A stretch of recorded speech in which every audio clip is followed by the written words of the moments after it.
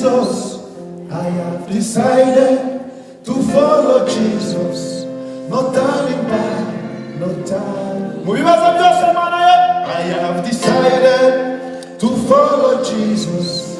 I have decided to follow Jesus.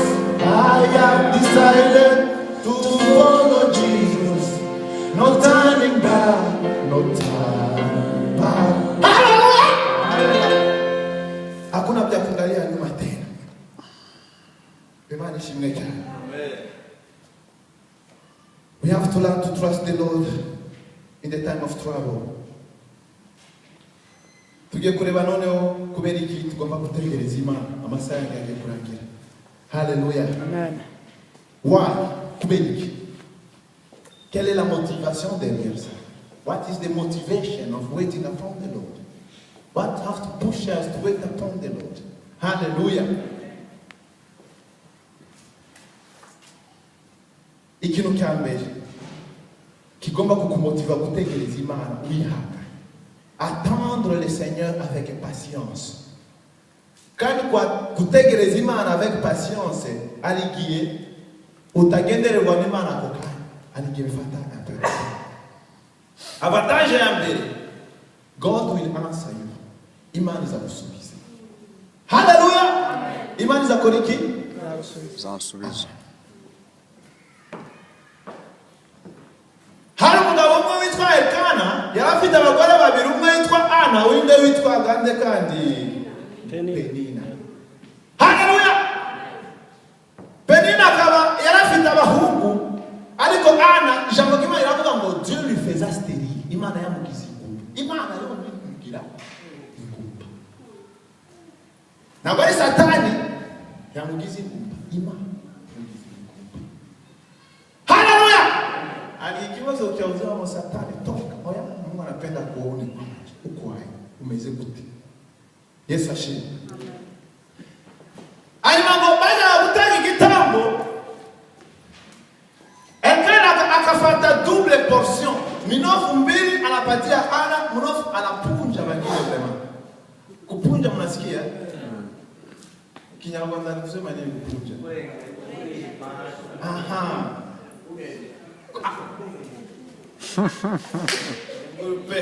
Ako karafashe neza. Araheza abandi ahaye Ana 2 portions. Mama Debo. Njyamba tubiri cyangwa ngo bakame.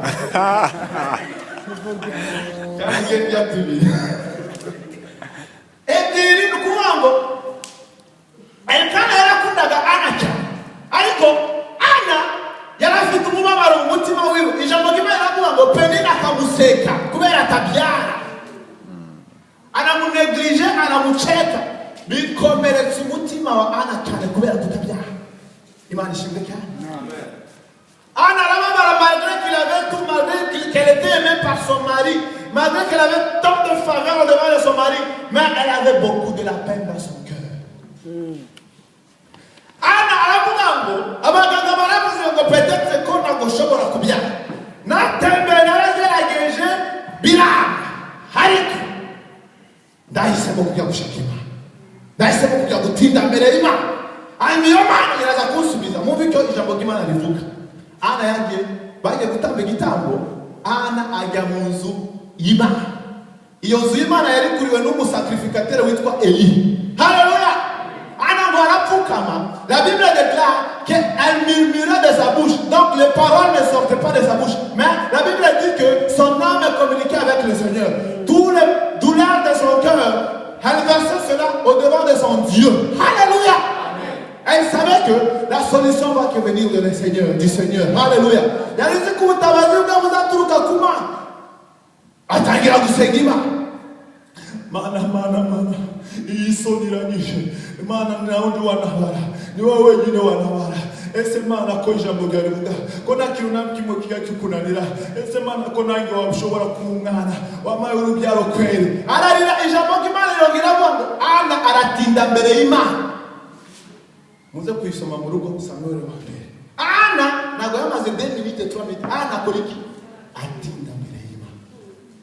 Kutegereza Imana bari minota 2 cyangwa minota itatu cyangwa minota ine ni ugutinda mbere y'Imana ugatitiriza ngo Mungu sikusi niba nakumvishe utavuganye n'umutima wanjye ni byiza ko napfa ngajya mu ijuru oliyo ko napfa ngabimbwa mu isi Imana ishimwe napfa ngajya mu ijuru oliyo ko nasigara mu isi nd'umunyabibazo nera ibibazo abantu napfa ngajya mu ijuru oliyo ko mba source de problème dans la société Imana ishimwe cyane Imana yaturemye twese tube kumugisha kuri bose ntabwo yakuremye ngo ube ikibazo ku muntu runaka ariko mu bihe byacu usanga umuntu runaka problème kumugine cyo ya nini c'est une source de bénédiction pour les hommes mu magambo y'uvuga uganira n'abantu ese ubura na pasteur ukamubwira amagambo amukomeza amagambo amumugisha ukamubwira ngo pasteur ndagukunda wambaye neza kuko wambaye neza ishati na bisanzwe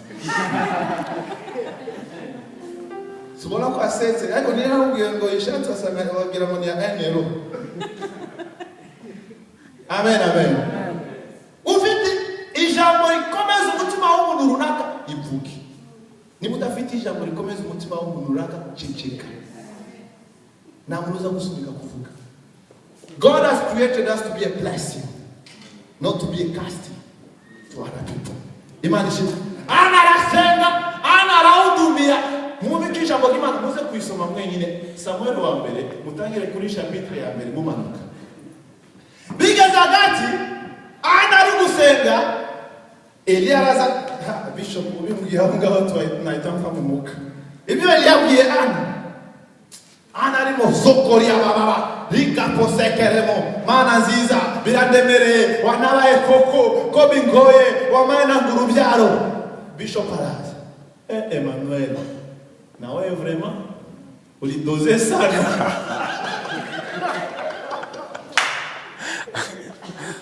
ulidoze bya grave jo ya pasteur kuri pasteur wanjye anga no oya ana yarabye ngo mukozi w'Imana naguze umubabaro uri mu mutima ndi gusuka umubabaro mbere y'Imana anyuma uwo mukozi w'Imana wavugaga ayo magambo mabi niba yamubwiye nabi ayo mavuta ku mukozi w'Imana ngo yari guhanura ahubwo yamubwiye ngo ngiye mfite umubabaro umukozi w'Imana ahita amubwira ngo ugende isengesho ryawe ryumvikanye haleluya glory to Jesus kubera iki ana yakiri igisubizo cye she wait upon the Lord yategereje Imana ati ihangane navuze ngo motivation ya mbere kudusunika gutekereza Imana twihanganye no gusubizwa amen amen amen yakangutse ndagiye ikintu cya kabiri avantage ya kabiri cyangwa se rezo yadusunika gutegereza Imana iratwishurira Dieu se laisse montrer à nous n'écoutez vous lire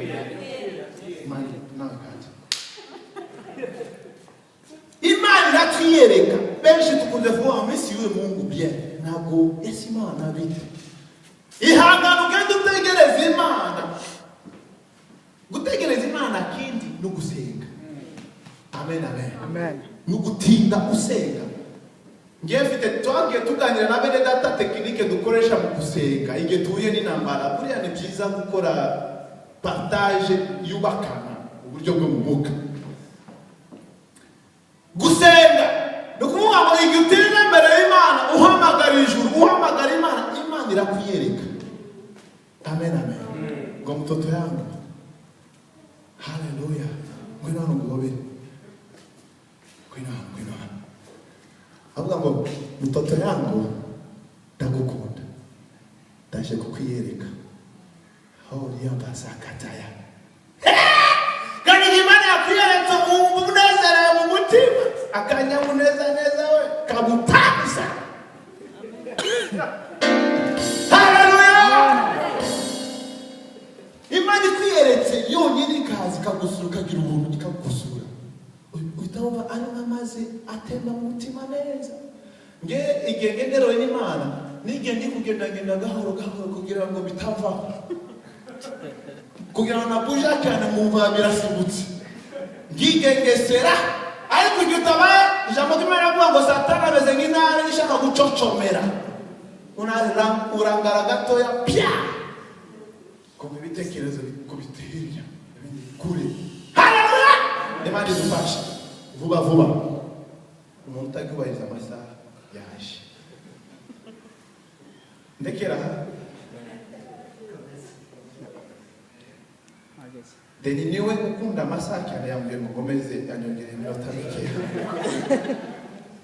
Eka ngure vuba.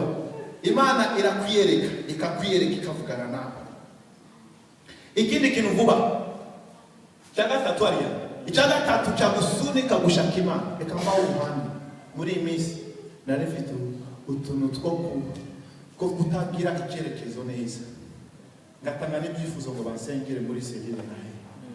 Iyi joro y'ejo bundi sindimo mfite ubyutse ndiko byuka saa ngapi ngashaka Imana. Ejo bundi fata ikaramu uzi Imana kukwereka image picture kandika Emmanuel wejo umudamuzi. Hallelujah! Glory to Jesus. Emmanuel wejo umudamuzi neza ukuntu ameze. Yuzi icyubahiro cy'Imana. Yuzi nyakira. Amen. Icyaga tatu nushaka Imana ugatinda mbere y'Imana. God will guide you. Imana izakuguide. Izakwereka inzira. Psaume 32 verset 8. Agonza kuyisoma we, musome mu rugo. Psaume 32 iravuga ngo je te guiderai, je te conseillerai et je te montrerai la voie à prendre. I will guide you and I will advise you and I will show you the way to take. Hallelujah! So, nagushobora kuyoborwa n'Imana muri byo bintu bikurimo nka confusion, utazi uburyo wabyitwaramo, utegereje Imana wihanganye. Imana izaguha guidance, izaguha umuyoboro n'ukuntu wakwifata. Hallelujah! Birashoboka yuko plan A yawe yananira. Plan A nibyo ngibyo urimo umunsi wa none. Amaproje yawe uragerageza ntabwo biri kugenda. Ibintu byose uri gukora ntabwo biri kugenda. Ndakufitiye inkuru nziza umunsi wa none. Dieu a un plan B pour toi. Amen. Hallelujah! God has a plan B for you. Glory to Jesus. Kugira ngo uzabashe kumenya iyo plan B y'Imana. Waiting upon the Lord. Gutegereza Imana twihangane. He will guide you. He will advise you and will show you the way to take. Hallelujah! Ye kurangiza. Abaririmbyi cyane. Aba worshipers n'itorero ryose ntidushaka kuramya. Ijambo ry'Imana iravuga muri Yohana 4:28 niba nibeshe. Iravuga ngo igihe kira le temps est là et le temps est venu et le temps est déjà là où les vrais adorateurs adoreront le Seigneur en vérité et en esprit. Hallelujah! Igihe kirageze kandi cyaje aho abaramya Imana bayiramya mu kuri no mu mwuka kugira ngo tubashe kuramya Imana mu kuri no mu mwuka. Ari abangaba tuyobora hano imbere ari twebwe turi hano nyuma kugira ngo tuyobore Imana mu kuri no mu mwuka. We have to wait upon the Lord. Niba dufashe umwanya barindwi tugategereza Imana twihanganye, Imana izamandura umuriro amavuta yayo uririmbe rimwe ibimuga bigenda. Abatafite amahoro bakira amahoro. Ukubite piano rimwe umunezero wawe. Hallelujah! Iyo ni point ya kane. Abategereza Uwiteka bazagirwa imbaraga zo kuramya Imana mu kuri no mu mwuka. Ngiye kurangiza point ya nyuma. Avantage ya nyuma cyangwa se ya gatatu yagusunika gutegereza Imana wihanganye. Muzira y'amasengesho, muzira yo gusoma ijambo ry'Imana, muzira yo kumedita ijambo ry'Imana. N'igihe uje hano mu itorero nube umuntu uza kwakira gusa, ariko wihangane nawe ushaka Imana kugira nawe utange contribution mu nzu y'Imana. Hallelujah! Jeje naragiye kwitunganya mu rugo, naragiye kwiyana no kwiyeza Mana simbe stop yo kumanuka kwawe, ariko ufashe nangezane please nababwiye kuma